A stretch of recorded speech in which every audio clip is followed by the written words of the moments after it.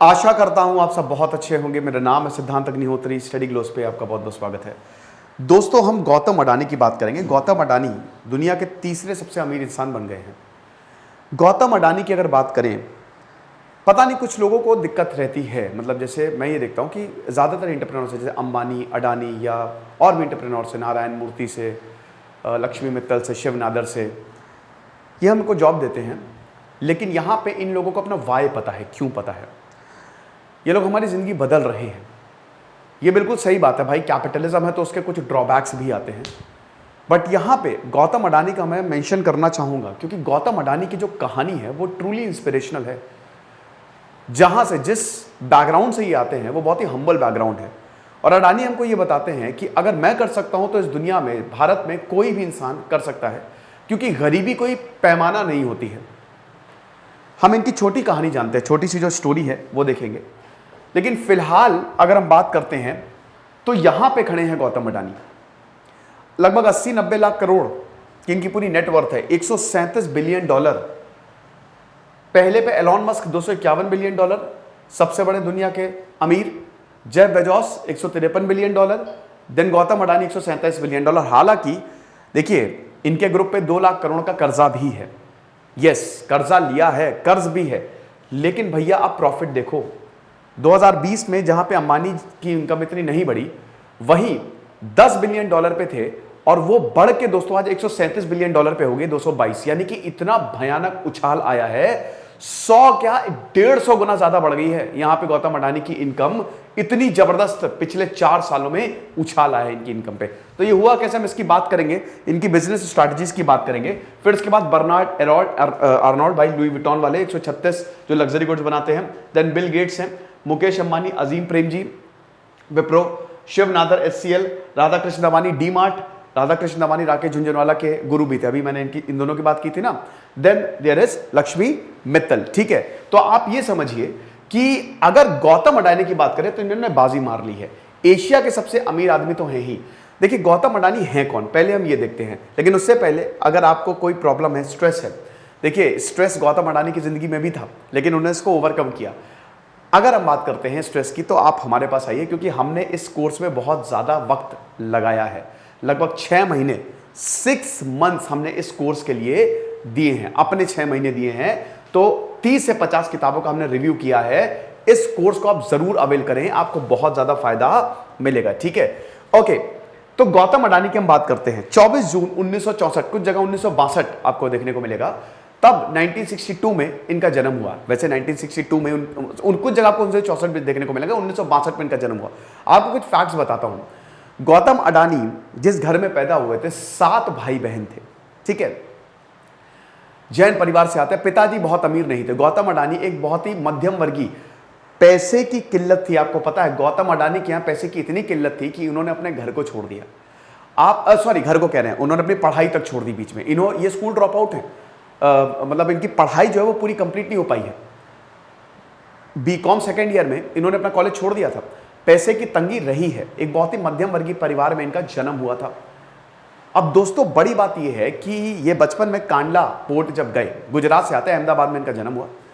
तो जब यहां पे उस पोर्ट को इन्होंने देखा तो ये आश्चर्यचकित रह गए कि इतना बड़ा है ये पोर्ट। और तभी इन्होंने, देखिए ज्यादातर महान लोग जो है ना, उनको अपना वाय पता होता है, क्यों मैं कर रहा हूं। 99% लोगों को व्हाट पता होगा, क्या करना है, कैसे करना है, लेकिन क्यों मैं कर रहा हूं ये नहीं पता है।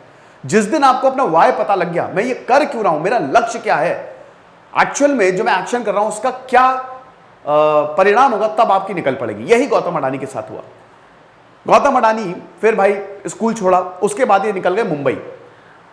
एक और आपको फैक्ट बता दूं कि जब 26/11 का अटैक हुआ था तो गौतम अडानी भी एक होस्टेज थे ताज होटल में, वहां से इनको निकाला गया था। ठीक है, और बोरीवली इनको सबसे ज्यादा, जब इनसे पूछा था कि सबसे फेवरेट जगह कौन सी है, भाई पूरी दुनिया इनके मुट्ठी में, तो इन्होंने बोला बोरीवली, क्योंकि वहां पे मैंने स्ट्रगल किया था। जब वहां पे मैं जाता तो आज भी मुझे मेरी यादें जो है वो ताजा हो जाती हैं। तो मात्र 18 साल की उम्र में ये मुंबई निकल गए। वहां पे इन्होंने हीरो का व्यापार जो है वो करना शुरू किया, हीरो की पॉलिशिंग करनी शुरू की, मतलब हीरे के बिजनेस पे ये गए। अब इन्होंने अपनी छोटी सी हीरो की फर्म खोल ली। अब उसमें इन्होंने, देखिए गौतम अडानी की सबसे बड़ी बात यह कि ये धंधे को बहुत जल्दी समझ जाते हैं, धंधे से बड़ा कोई धर्म नहीं। तो ये बहुत जल्दी धंधे को समझ जाते हैं कि इसमें कैसे डबल ग्रोथ हो सकती है, ट्रिपल ग्रोथ हो सकती है। तुरंत बढ़िया टीम लाते हैं, एनालाइज करते हैं, R&D की इन्होंने, और उसके बाद उसमें भी इन्होंने खूब पैसा कमाया, लाखों रुपए कमाए। फिर इनके भाई ने बिजनेस खोला था, 1988 की बात है ये, अहमदाबाद में इनके भाई ने प्लास्टिक का बिजनेस खोला था। इनको बुला लिया कि आ जाओ प्लास्टिक का बिजनेस करते हैं, ये चले गए। अब प्रॉब्लम ये थी कि उस समय पीवीसी, पॉलीविनाइल क्लोराइड की जरूरत थी। पीवीसी मतलब वो पीवीसी होता है ना, पीवीसी, आज तो पीवीसी पैनल बहुत बनते हैं, उस समय प्लास्टिक की जरूरत थी। प्लास्टिक मंगाए कैसे, क्योंकि उस समय प्लास्टिक बड़ा मुश्किल था मंगाना। आप सरकार के पास जाओगे, लेटर ऑफ ऑथराइजेशन मिलता था, लेकिन उसके लिए आपको चक्कर लगाने पड़ते थे डिपार्टमेंट्स के। तो इन्होंने क्या किया, जैसे बड़ी शॉप के अंदर एक छोटी सी अपनी शॉप डाल दी। इन्होंने बोला कि भाई एक काम करो, लेटर ऑफ ऑथराइजेशन छोड़ो, सरकार का इतना माल आ रहा है, थोड़ा सा मेरा माल भी उसमें ले आना, और जो भी प्रॉफिट होगा मैं सरकार को दे दूंगा। तो उस समय बड़ी बड़ी सरकारी कंपनी जो वो प्लास्टिक लेके आती थी, ये उसी में अपना माल मंगवा लेते थे, इनका काम हो गया। लेकिन 1991 में इनकी जिंदगी बदली, क्योंकि जब लिबरलाइजेशन शुरू होता है, एलपीजी लिबरलाइजेशन, प्राइवेटाइजेशन, ग्लोबलाइजेशन, इनकी निकल पड़ी। मुंद्रा पोर्ट जो है वो प्राइवेट कर दिया, और 1995 आते थे इनके पास अच्छे खासे पैसे हो गए थे। प्लास्टिक बिजनेस से इन्होंने खूब कमाया, और इन्होंने अपनी कंपनी भी खोली। एक्सपोर्ट इंपोर्ट का ही तो उन्होंने बिजनेस किया ना, 1988 में उन्होंने अपनी कंपनी भी खोल डाली, एक्सपोर्ट और इंपोर्ट। और उसके बाद इन्होंने इतना पैसा कमाया कि 1995 में इन्होंने मुंद्रा पोर्ट खरीद लिया, और उस पोर्ट को इन्होंने इतने जबरदस्त तरीके से डेवलप किया कि उससे भी खूब पैसा आया। 2000 के दौरान ये नरेंद्र मोदी के संपर्क में आए। Oligarchy, business are runs by the powerfuls, political contacts होते हैं।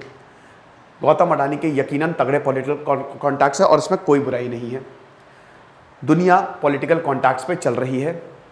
हर पार्टी को पैसे की जरूरत होती है, और यकीन माने ना माने, यही पावरफुल लोग जब कहते हैं ना कि सरकार तो अंबानी अडानी चला रहे हैं, ये पूरी तरीके से झूठ भी नहीं है, क्योंकि इनका पैसा ही, और ये दोस्तों हर, चाहे कांग्रेस है, चाहे बीजेपी, चाहे कोई भी आए, पैसा तगड़ा जाता है पार्टी को, पॉलिटिशियंस को पैसा जाता है। आप भी कर लो, आपके पास बिजनेस है, पॉलिटिकल कॉन्टैक्ट्स बनाओ, टेंडर ले लो, आप नियत अच्छी है तो आप चीजें कर लोगे। ये देखिए, आप कितना भी बोल दीजिए, लेकिन ये आप नहीं बोल सकते भाई गौतम अडानी रियल चेंज ला रहे हैं, वो चेंज ला रहे हैं, समझ रहे हो। एनर्जी से लेकर, मीडिया से लेकर, घरों में आपका आटा, दाल, तेल, सब आपको पता। गौतम अडानी जो है वो एक नेटवर्क बना रहे हैं। ये नेटवर्क पता है क्या है, गौतम अडानी की जो कंपनीज हैं, अगर आप उन पर नजर डालें तो लगभग हर सेक्टर में उन्होंने अपनी कंपनी खोल डाली है। तो सबसे पहले गौतम अडानी क्या है भाई, जब इन्होंने भाई कोयले की भी कंपनी खोली, कोयले की खदान, इन्होंने कोयले के कॉन्ट्रैक्ट्स लेने शुरू किए 2000 के दौरान, 2000 में।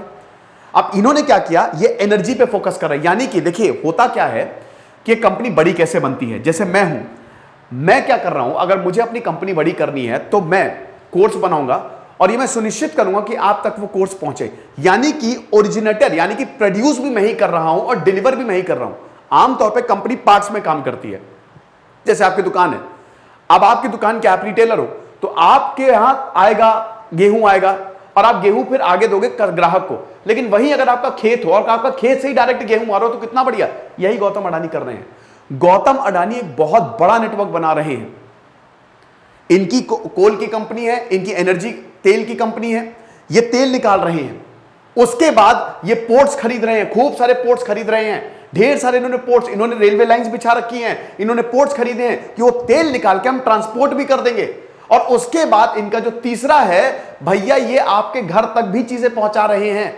इनकी बहुत सारी एनर्जी लिमिटेड जो इनकी कंपनी है, वो सीधा ट्रांसमिशन लाइंस आप तक ट्रांसमिशन पहुंचा रहे हैं। इन्होंने जो भाई फॉर्च्यून ग्रुप तो इन्हीं का ना, विल्मर ग्रुप के साथ इन्होंने हाथ मिलाया। तेल, चावल, अनाज, हर चीज में गौतम अडानी हाथ है। तो आपके घर तक जो भी सामान आ रहा है ना, वो गौतम अडानी, यानी कि पूरा कंट्रोल, टोटल कंट्रोल जिसको कहते हैं, ओरिजिनेशन से लेकर जब वो आया कोयला और आपके घर बिजली पहुंचाने तक, ये पूरा का पूरा नेटवर्क जो है, इसको गौतम अडानी बनाने में कामयाब हो गए हैं। और अगले पिछले 4 सालों में ज्यादातर जो कॉन्ट्रैक्ट्स, सभी कॉन्ट्रैक्ट्स इन्हीं को मिले हैं। ठीक है, वही है, पॉलिटिकल कॉन्ट्रैक्ट्स इनके तगड़े हैं।